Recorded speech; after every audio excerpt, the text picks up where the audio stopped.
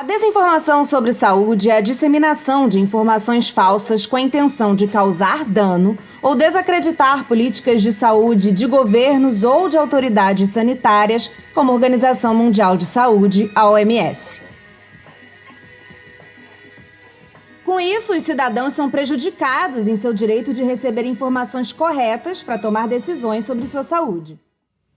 Nas redes sociais não faltam exemplos de falsos medicamentos, tratamentos alternativos e receitas mágicas para todo tipo de males. A desinformação funciona como um vírus. Uma vez contaminada, é mais difícil de tratar. Assim como em qualquer doença, a prevenção ainda é o melhor remédio. O diálogo continua sendo a estratégia mais eficaz. Na sociedade atual, os conteúdos de mídia são muito relevantes na forma como as pessoas consomem informações sobre saúde. A mídia não apenas informa, mas também molda as percepções e interpretações do público sobre esses temas.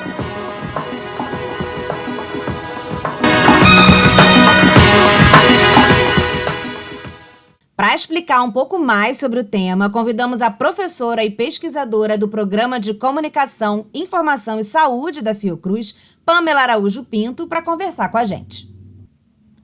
Olá, gostaria de dar as boas-vindas à nossa audiência do Café Conecta e agradecer o convite.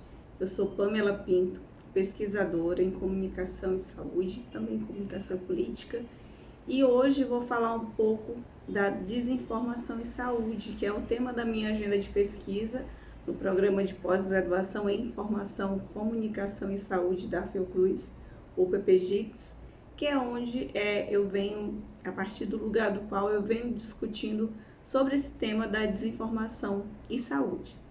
Quando a gente pensa nesse tema, há muito pouco tempo atrás a gente discutia a desinformação na política. Desde a pandemia, esse tema ganhou um pouco mais de evidência.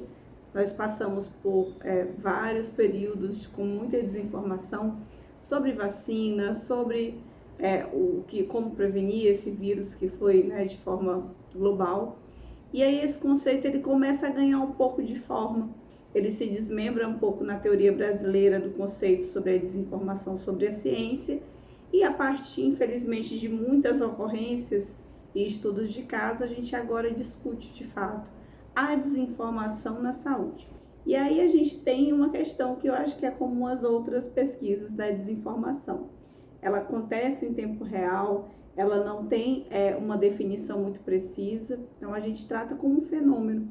E ele é um fenômeno que traz algumas características específicas, Quando você fala desse tipo, dessa modalidade de desinformação, você está diante de um cenário que afeta diretamente a saúde da população, o nosso corpo, o nosso bem-estar e, de certo modo, geral, a nossa saúde, a nossa integridade.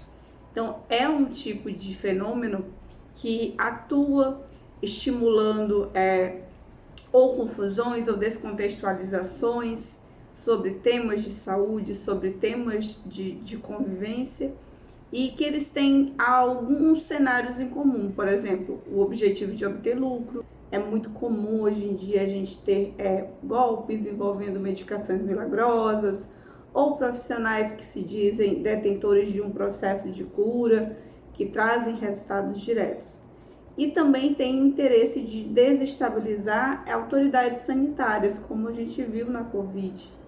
Muitas autoridades da ciência foram descredibilizadas.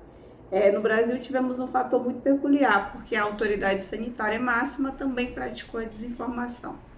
Mas vamos pensar num contexto onde democrático, no qual a gente vive hoje, como esse fenômeno está estabelecido.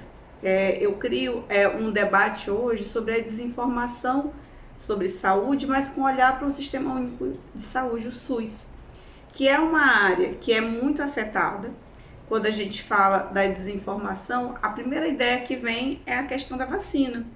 Muitos estudos no Brasil e no mundo afora mostraram a queda da vacina nas últimas décadas, sobretudo com o avanço de plataformas, de redes sociais, onde o movimento anti-vacina ganhou uma espécie de lastro, se expandiu.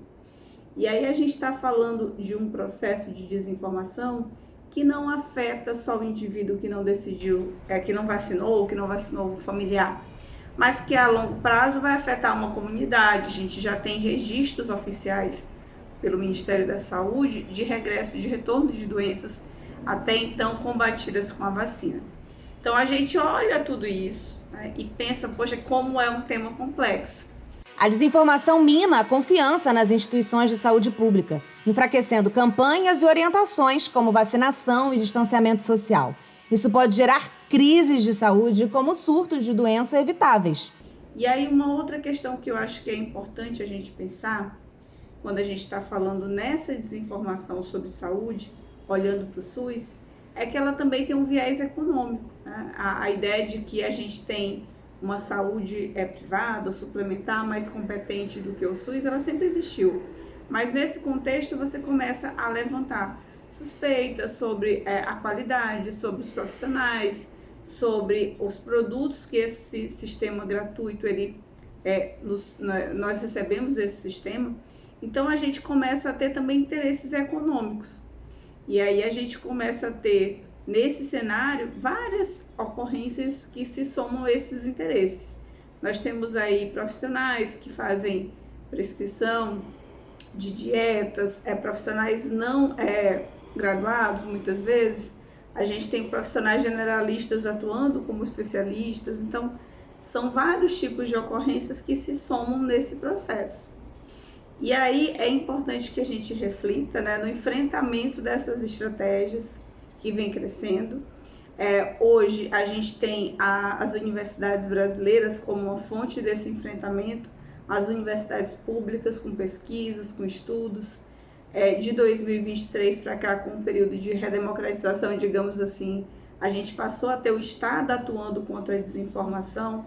Nós temos autoridades, temos instâncias para pensar sobre esse assunto, e o governo criou projetos que acabam tendo que ter estratégias de melhorias, mas que de certo modo ajudam o cidadão que está exposto a esse tipo de problema, né, na sua agenda, na sua vida corriqueira.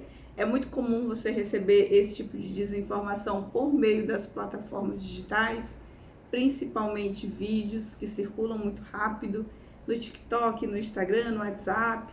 Então, esses conteúdos, eles têm uma estratégia que também é usada em outras desinformações, né? Que é imitar a mídia, imitar até as logos dos governos estaduais, municipais, federais, o próprio logo do SUS. Então, já há estudos que mostram isso. Então, é importante que a população conheça essas autoridades sanitárias, saiba de onde buscar essas informações, e que também, né, os nossos pesquisadores, os nossos atores da saúde também tenham presença cada vez maior nesse nosso cenário, seja no meio digital, como também na mídia tradicional, para serem referências de busca desses cidadãos. A desinformação sobre saúde pode impactar diretamente o nosso bem-estar físico, mental e coletivo. Ela pode influenciar a opinião das pessoas e afetar suas escolhas na busca pelo equilíbrio da saúde.